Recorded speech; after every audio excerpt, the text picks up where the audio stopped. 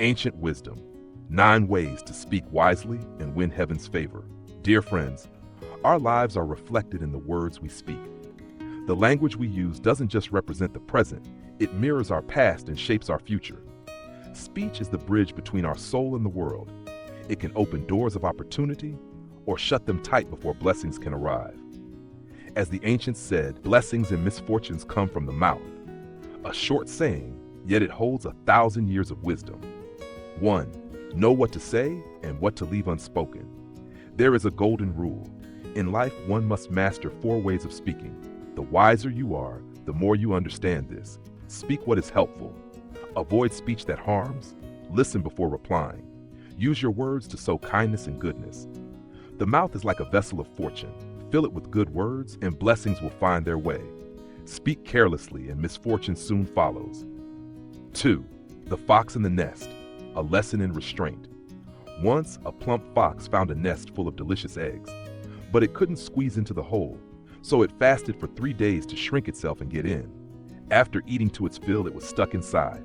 It had to fast for another 3 days to get back out. As it escaped, it sighed. All that for a fleeting moment of taste and days of discomfort. Isn't life the same?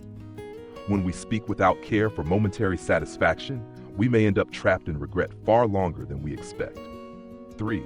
Words, the invisible army. History has proven armies can fall, but the right words at the right time can turn the tide of fate. From Gwyntrai's proclamation of victory to diplomatic battles of ancient strategists, a single well-timed sentence can change the course of war. 4. A sentence that saved a life. A black taxi driver once gave a ride to a white woman and her child. The boy curiously asked, "Mom, why is the driver's skin different from ours?" The mother smiled and said, "Because God loves a colorful world. That's why he made us all in different shades." When they arrived, the driver refused payment. He said, "You don't know this, but when I was little, I asked my mom the same thing. She told me black people are born lesser. If I had heard your words back then, my whole life might have turned out differently." 5. Blessings follow those who speak kindly. There was a poor young man with no fancy background, no academic titles, but he dreamed of being an artist. He moved to the city, washed dishes by day, painted by night. People mocked his dream, but he didn't complain, didn't retaliate. Each day, he whispered to himself, "I have nothing, but I still have hope, and I'll speak kindly to myself always." Eventually, the world knew his name, Richard Smith. What's the lesson? Words don't just speak to others, they speak to our spirit. Kind words to others bring warmth. Kind words to yourself bring strength. 6. The master of speech and the art of silence. Gagouzi, the mysterious sage of the Warring States. He mentored 4 brilliant minds, Sun Bin, Pangwan, Zhang Yi, Su Qin. They began as nobodies, but with the power of words, they rose to glory. His rule was simple. The mouth is for eating, not for endless speaking. To speak well, first learn to be silent. He taught the 5 poisons of speech. Words of weakness sow discouragement. Words of resentment spread gloom.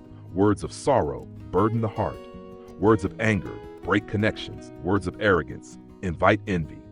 Guarding your tongue is not weakness. It is the beginning of wisdom. 7. Speak from the heart, and you'll reach the heart. Wise men speak in halves so others can complete the thought. Yet sometimes it's not wit that heals, but sincerity. A true apology, a heartfelt thank you. A simple word of comfort can rescue a fragile bond.